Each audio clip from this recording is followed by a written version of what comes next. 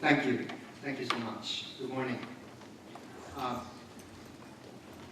I'm delighted to be here. I want to thank Professor Murase, whom I have known for years through other wonderful projects that we have done together.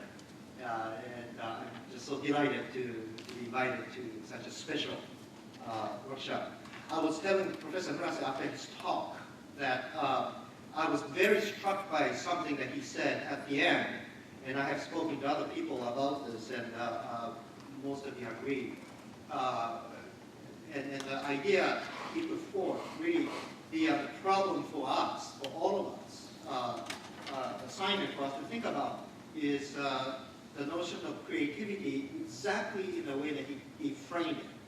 That creativity is the emergence of hidden dynamics that is a result of interaction between outside stimuli and internal properties. I hope I got that right. This is actually exactly the way that it should be framed. What Professor Murase did not know is that precisely this problem, and precisely in the way that he framed it, has been in social sciences for a long, long time.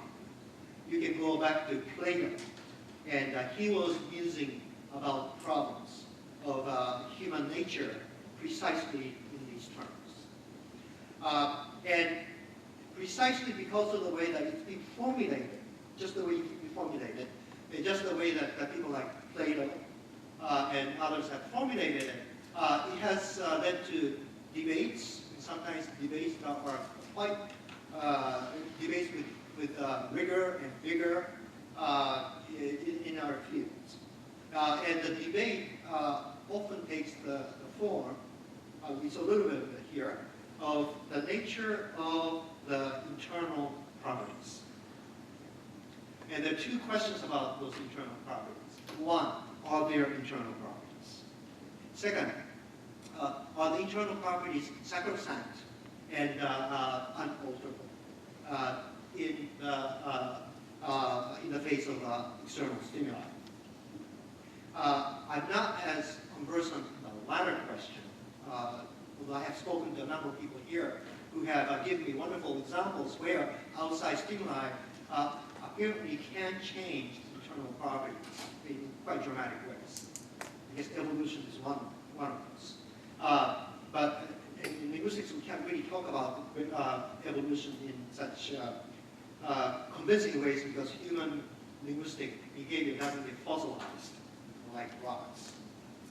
Maybe with more recent technologies, we can get into something. The question that has been very, very hotly debated, and it really gave rise to people like Chomsky, is the question, are there internal properties directly relevant to human language and behavior?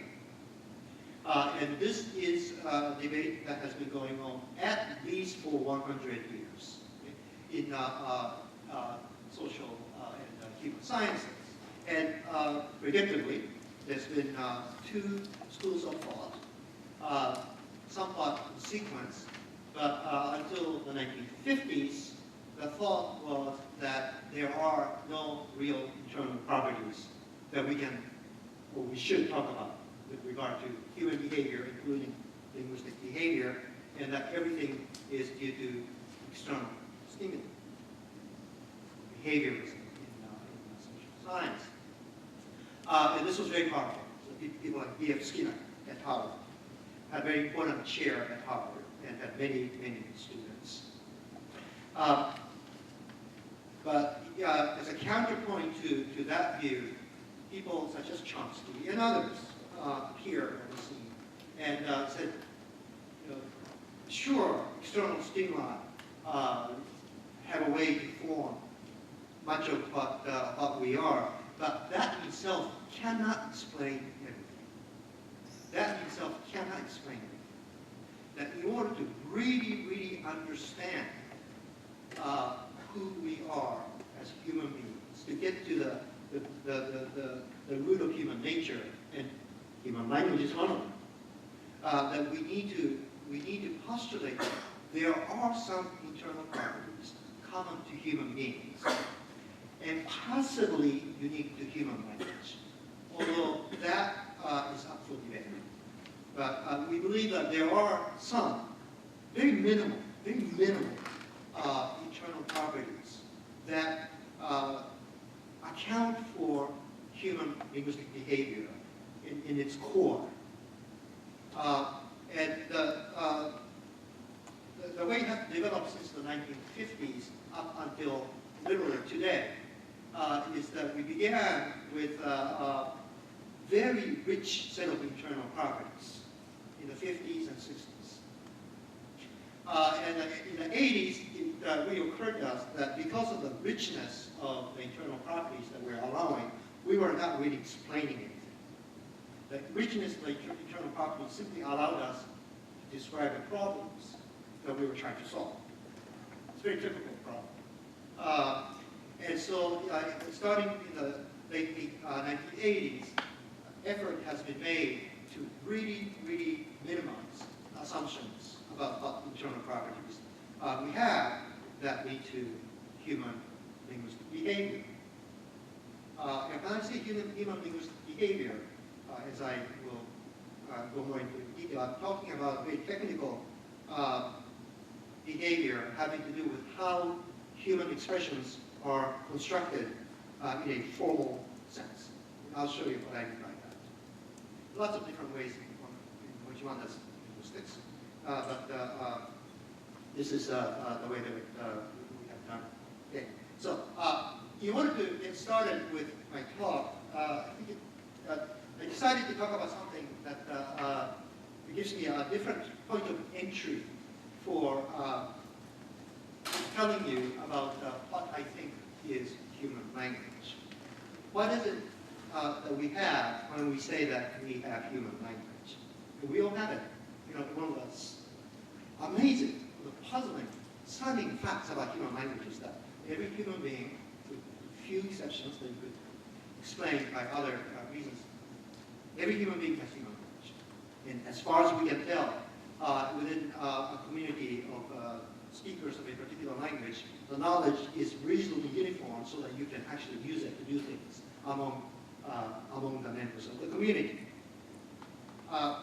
And so one of the things we want to explain is why is it that human beings have language? So I want to begin by telling you a little bit about the animal world. The animal world has systems of communication, very well documented systems of communication. I'm going to show you a couple. One is monkeys by the name of vervet monkeys of Kenya. And they have been studied quite extensively by Seyfarth, Cheney, and Mahler, and reported in the 1980 Science article. So I'm going to, that's the Science article from 1980. You can get it online. And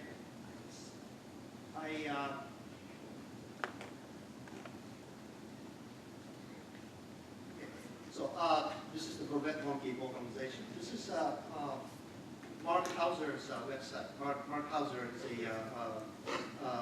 scholar at Harvard. And so what he did was to take some of the recordings that the three scholars I mentioned made and put it on his website. The three scholars recorded something like 1,500 hours, video and audio, of vervet monkey behavior. And what they concluded was, it was one of those amazing discoveries, is that they appear to have three distinct calls, what they call alarm calls. Here's one.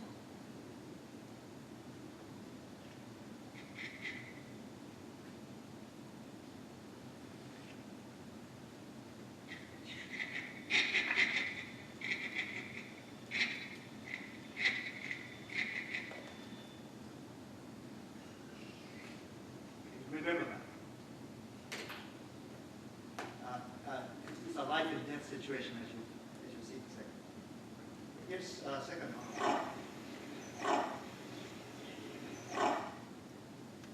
And a third.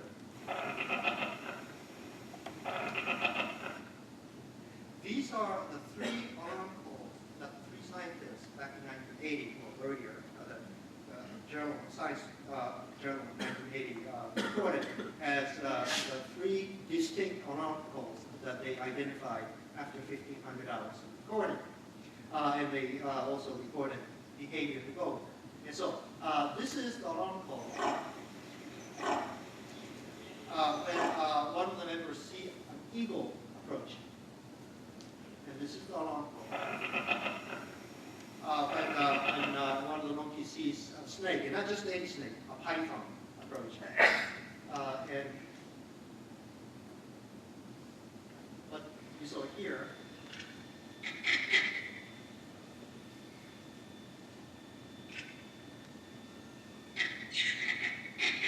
that's the leopard approaching. So these are the three distinct calls. As far as they could tell, these are the three vocalizations that the Dorbeck's monkeys have, and each is unique, as you can see. And each alarm call coincided with a particular meaning. A leopard is coming, a python is coming, and an eagle is coming. And with each call, there was a communal behavior. So if a monkey did this, the eagle is approaching, then the entire tribe of monkeys would descend from the trees. Whereas when they heard that, they would climb up the trees. And in very, very predictable behavior. Something that they reported sort of as an aside is that they also observed young Dorbeck's monkeys learning these alarm calls. And they sort of had a sense that the eagle call had to do with something, with things flying towards them, and a python, something that's crawling on the ground, and so forth. But they didn't quite get the fact that it's supposed to be an eagle that, for which they are supposed to give a call. And so you can imagine driving parents nuts with these calls. A little bird flying and then they do this. And all of the parents climb down the tree, and then they look up and it's just a little bird.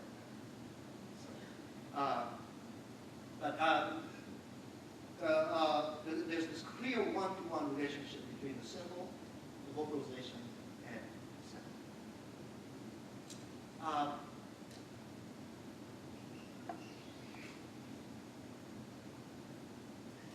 The other thing that, the other example I want to show you are honeybees. Again, very well documented. Honeybees are well known to have a behavior for showing its hive mates where the food is that a honeybee found. Sure. Honeybees have some fascinating abilities, among them being able to communicate by performing a unique dance. It informs hive mates where a newly discovered food source is located. Every cycle of this waggle dance roughly describes the shape of the figure 8. Let's rewind and look in more detail. The bee only waggles on a part of its route, the straight run, indicated here by the waved line. The secret lies in the direction of the straight run, or to be more precise, in the angle between the straight run and the perpendicular, which in this case is 90 degrees to the left. This tells the other bees that food is available 90 degrees to the left of the sun. If the angle is 60 degrees to the right, they'll be flying 60 degrees to the right of the sun. It's a very sophisticated form of communication. The bee is aware of where the sun is, where the flower is, and is able to compute the degree, and it's able to convey that information by doing this dance. It is a very, very precise dance. If you're off by a couple of degrees, then your hive mates are not going to find that flower. The dance has two components to it: the angle relative to the sun, and also distance, which is indicated by vibration and also the length of the dance. In another study, it's reported, one of the things one wonders about is these may find a source of food very far away. And they're able to fly quite far away. And by the time they come back, time has elapsed. And they may have, when they found the flower, they may have computed the angle against the sun at that point. They did. But by the time they come back to the hive, time has elapsed. And apparently, bees are able to compute that, according to one study. So the sun moves 1 degree every 4 minutes, and that is somehow computed into this dance. Something else that's well known is that these dances are not identical across all bee populations around the world. So there's been experiments where a researcher would take a bee from a hive in the United States and plant it into a bee population in South America. And this bee will go out, find the flower, come back, and does his or her American dance, and it completely confused the bees. So somehow left means right in South America. So it has dialects as well. But again, despite the complexity of the system, the dance has a very clear component. It has the angle component and the distance component. And this dance, like the alarm calls of the Vertex monkeys, appear to have one utility, and that is to indicate a source of the food. This is not useful for any other purpose. Okay.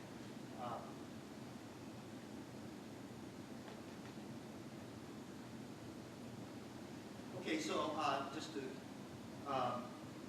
emphasize that point, a Vertex monkey alarm call that says a leopard is coming will connect the stimulus, the leopard, and the symbol, the vocalization, and the meaning in a direct linkage. So the vocalization, this is the symbol.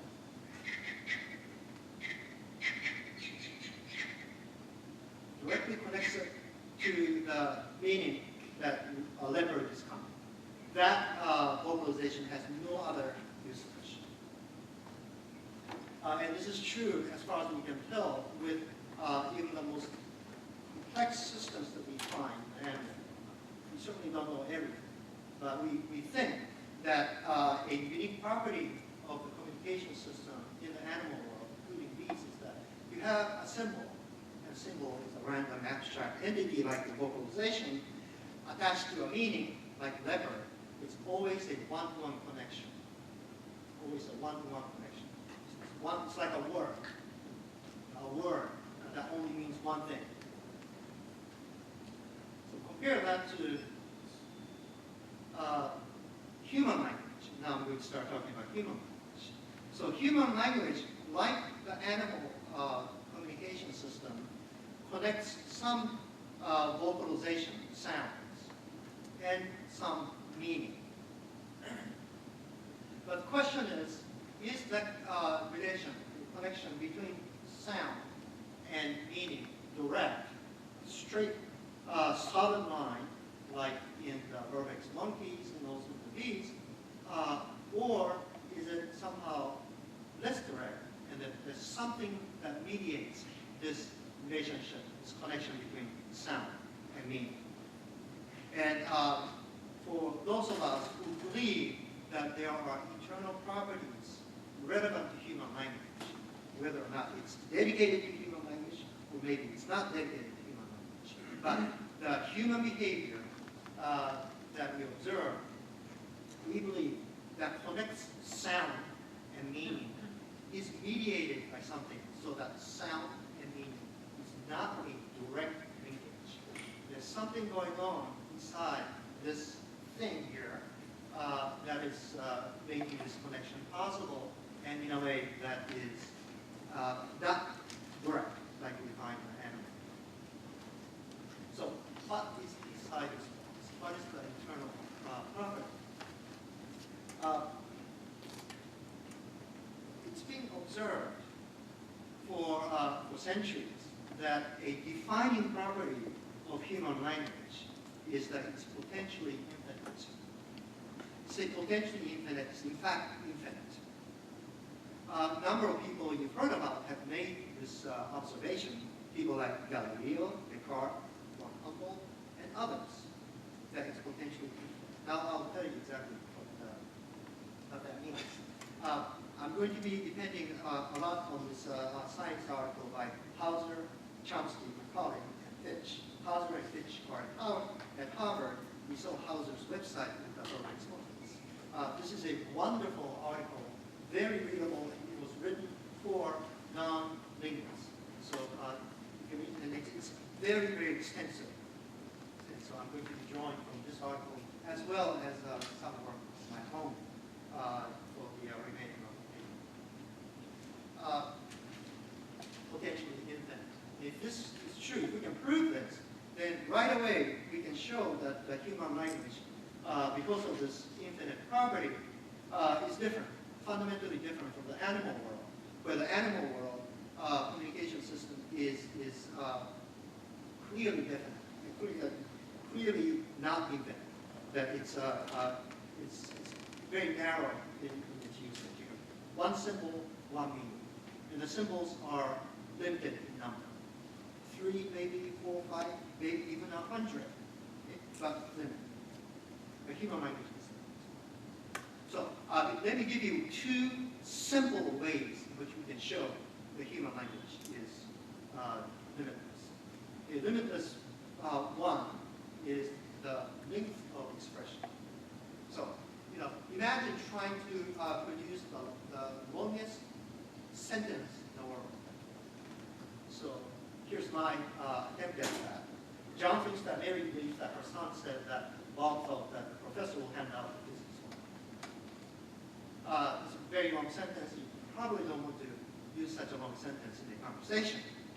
But is this the longest sentence in the world?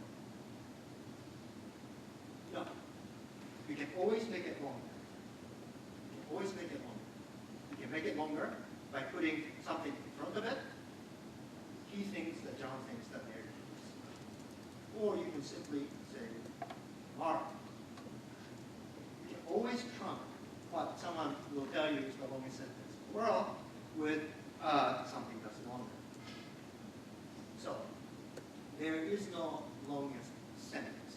It's infinite in its potential. Very familiar from natural numbers. So that's one kind of limitlessness. We think that this has something to do with that internal property that mediates sound.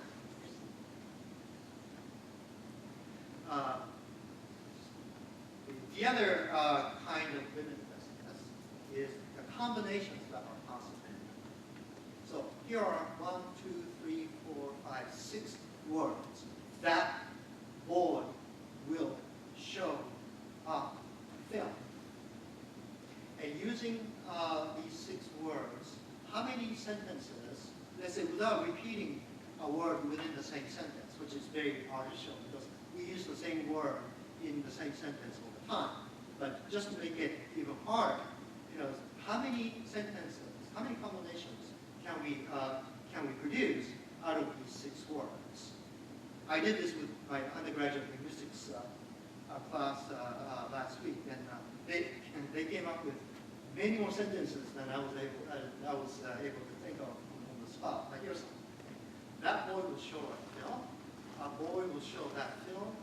Will that boy show a film? Will a boy show that film? That boy will film a show. A boy will film that show. Will that boy film the show? Will a boy film that show? Show a film that boy will. Film a show that boy will. And so there are others that you can create. So out of 6 words, we were able to come up with 10 perfectly good English sentences. And we put an artificial constraint that you cannot repeat a word. If you could repeat a word, for example, repeat the twice, then you get a few more. If you can repeat a different article twice, then you get more, and so forth. And so just with 6 words, you get many, many more than that. And so how many words are there in a human language? So how many words do you think you know as an English speaker who is educated? A typical high school graduate will know roughly 60,000 words. And this is without sitting down to study the hard words that you have to know for entrance exams. No, those are not part of this. This is learning words effortlessly. And you have about 60,000 words. This is what you use. So you can imagine with 6 words we were able to produce 10 plus sentences. In fact, we could double that number if we were to do this in a natural way, repeating words and so forth. 60,000 words and the combinations that become possible are, in fact, and again, lifting this unnatural regulation that you cannot repeat a word. We repeat words all the time. We used to say, it's not like a word has a lifetime of 1 utterance. That would be a terrible thing. We would stop talking after 2 years of life. We use words over and over again. So 60,000 words, being able to use over and over again, that's pretty good. So those are the 2 kinds of infinite properties that have been observed in natural language for centuries. And these are the 2 properties that intrigue us as students in trying to understand what that internal property is that appears to connect sound and meaning. Incidentally, I say sound and meaning just out of convention, but it's important to point out that sound is the most typical, the most common way in which human language is externalized, as I'm doing right now. But there are other external systems. The well-known one that comes to mind is the sign language of the hearing impaired. And the sign language of the hearing impaired has been studied quite extensively recently. There have been doctoral dissertations. It's been shown without any doubt that sign language of the hearing impaired has exactly the same properties that spoken language has. It has the same syntax. It has even things like agreement, subject-verb agreement. Interestingly, even in the spoken language that doesn't have agreement, the sign language has. So Japanese is one of those languages that doesn't have a subject-verb agreement. You don't have to worry about whether to say John runs versus they run. It's all, the verb run is run, regardless of how many people are your subject. No agreement, no gender agreement, and no person agreement. Okay? But it turns out that Japanese sign language has agreement exactly of the sort we find in the European. In fact, even richer agreement than what you find even in languages like Canada, which has a richer agreement system than English. So there's something very puzzling about that. But very clearly, sign language is a modified externalization of this human language potential, just as we vocalize it. So combinations virtually limitless. In fact, it is limitless. Okay. So what is behind this language's infinity, if we are right on the right track? The way that philosophers have talked about this is to define it in the following way. Human language is infinite use of finite meanings. We saw the idea of infinite use. Infinite use because you can create sentences that are infinitely long. And expressions that have infinite variety of combinations of words. Literally infinite. Incidentally, you might wonder if it's possible, if we all have the potential to produce infinitely long sentences, why don't we do that? Well, that has nothing to do with human linguistic potential.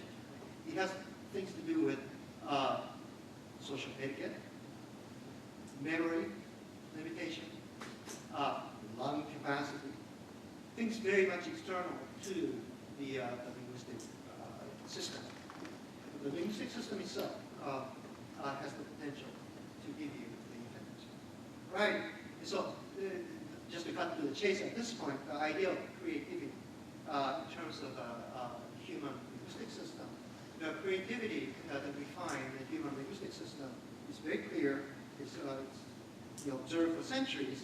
Is the idea that human linguistic system allows you to have infinite power of expression. It does not bog you down.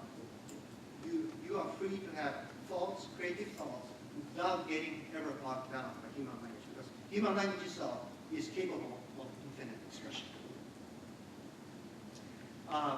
Infinite use of finite means, we don't have more combo. Okay. So why do we say that? Infinite use of finite means. Why do we have to say finite means? Well, it's simple. But in a way, in the same way that we can observe that human language has these infinite properties of length and variation, we can make another very different kind of observation about human language. We can make it right here in this room. That is that we all master human language. We master it completely. The only thing that we keep learning beyond the age of 6 or 7, by the time you're 6 or 7, you pretty much have your language intact. The only thing that you keep adding to it are words. Words. And that you do for the span of your life. You keep adding words, you keep forgetting words. As you get older, you keep forgetting words, and you don't get to add as much. But the actual system, whatever that system is, that generates the infinity of human language, is pretty much there by the time you're 5 or 6. What does that mean? Well, that means that you can learn it. And that means that it has to be finite. If it's to be mastered, it's got to be finite. You cannot learn something that's an infinite system because there is no boundary to master something that's an infinite system. The system can give you infinite use of its resources, but the resources themselves must be finite. So this has been the assumption behind this internal property of the linguistics called universal grammar. It's a finite property that contributes to human behavior, linguistic behavior. So let me just show you what the inside of that barrel might look like.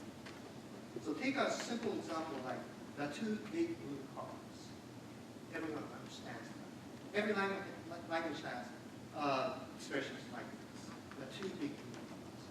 When you look at this, it has a very particular property. So you begin with, let's say, blue cars. And here, you have blue modifying cars. And here you cannot say much because you just have 2 things. But once you build it up to 3 things, now you notice something. You say big blue cars has a particular structure to it, such that big modifies not the adjacent element, blue. You don't mean big blue here. You mean big blue cars. Keep going again. 2 big blue cars doesn't mean this linear adjacent relationship of 2 big. That's not what you mean. You mean 2 of big blue cars. And the 2 big blue cars doesn't mean the 2, but the and then 2 big. So there is, on the surface, you have a linearization of sounds and words. It's just flat. But when you think about, when you reflect on the meaning that we associate on these expressions, it's not meaning. That's the idea. It's not meaning.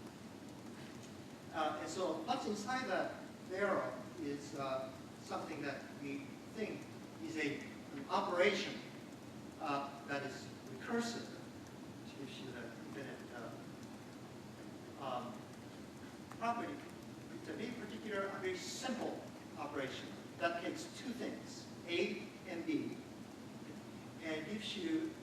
output of that sort. With a little hierarchy built into it, a little structure that gets built into it. This, today, present-day linguistic theory, this, we think, is the most basic operation that takes place inside that the universal grammar. A very simple, stripped down notion of internal property of human language. So let's see how this works. If you take, again, the two big blue cars, the way we see this expression being built up is you take two elements, blue, which is A, and cars, which is B, and you build this little hierarchy here. And now, when you are ready to add the third element, big, you would add big, not to blue, but to this abstract structure that you built. So this node here. So this node is B, and this node is A. It will keep going. B, A, B, A. And this structure, we think, explains the meaning that we all share with the big blue cross. So dot will modify not two, and not big, and not blue, but this node that represents this entire sequence, two big blue cross. Two doesn't modify big or blue. The two modifies this node here, which represents the amalgam of big blue cross. And so meaning, the way we interpret the idea of sound, meaning, linkage, meaning actually operates not on these linear words, but on these abstract entities that have been built with this very simple procedure. And it looks at these abstract nodes and confused meaning on the basis of those. I'll give you other examples of how the structure is used. But this operation, as you can see, is recursive. You can keep doing this all day long, and you get infinitely long sentence if that's what you want to do. You can also see that you can get infinite combinations because you can pick up any two elements and combine them. The only thing that constrains you, and that's outside of this system, is meaning. And you just have to worry about meaning once you create this to make sure that the meaning makes sense.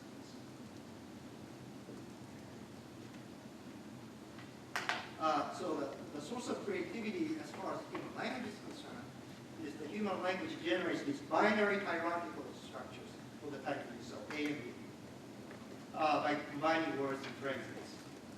The structure that can generate it is potentially infinite because this operation is recursive.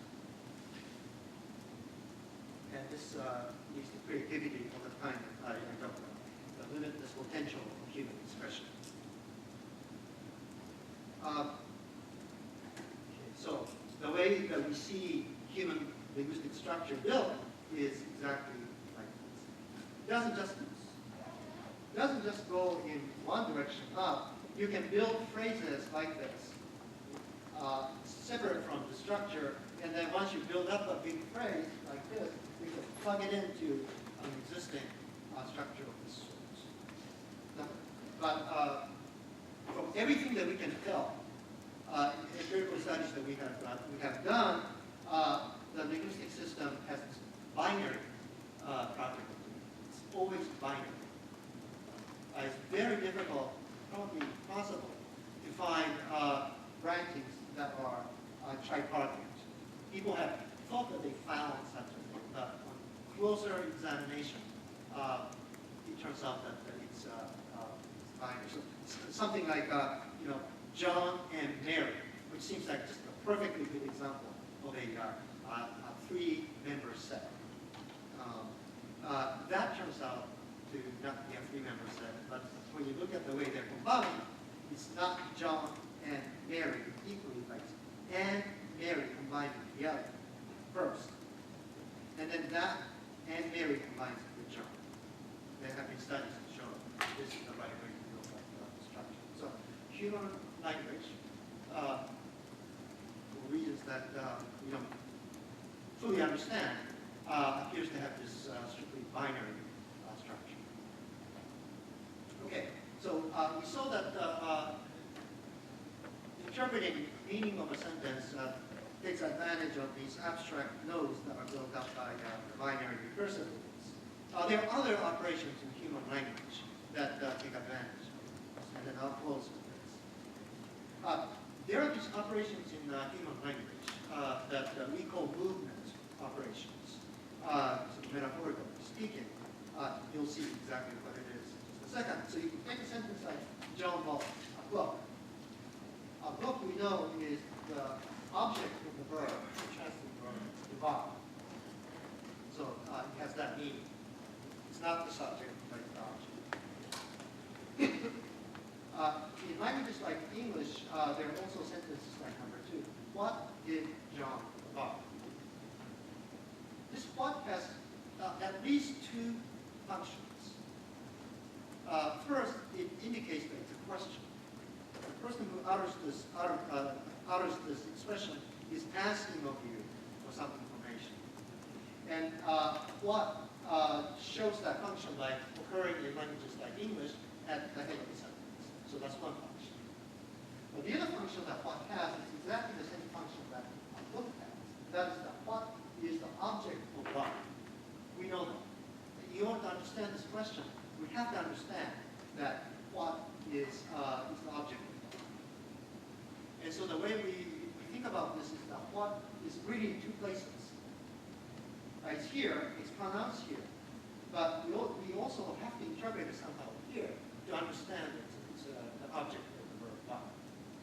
And there are tests to show that although this is silent, you don't hear anything, but in fact we are interpreting something. People do behavioral and also neuro-linguistic studies to show that in fact in human linguistic behavior we are actually interpreting something here that we suspect corresponds to the point. And so we talk about this as a movement rule. What begins here and goes here. Yeah, but what has been shown is that this kind of movement operation targets not words, but these abstract, binary abstract structures that you feel. So, for example, here you see 2 nodes. One is A and the other is B, and we'll see that there are moving operations that will target one of those. So, this book every student surely will read. This is a typical capitalization structure in English. This book has been moved, if you will, from the object position of read, and this operation targets that node, A node. You cannot, for example, just take a part of this node and say, this, every student certainly will read book. That's not English. Or the other way, book, every student certainly will read this. That's not English either. So, again, these operations work not on the words, but on these nodes. And for B, read this book, every student certainly will.